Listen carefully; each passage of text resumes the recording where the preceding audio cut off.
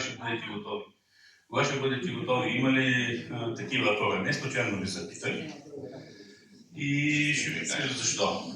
Лично аз, по моите деца живееха в Троян, нямаше да ги посъветвам там да се построят жилища, поради няколко причини, защото е отдалечено сега.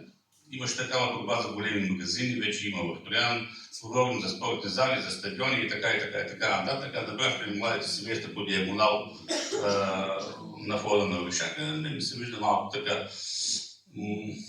Но приели се тази идея, желая успех, дай Боже да бъде реализирана.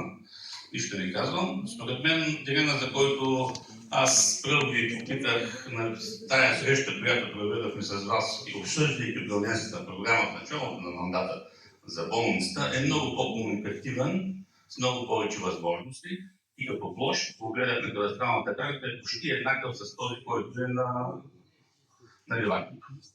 Но пак казвам, желая успех и на двете начинания, дай Боже да се случат.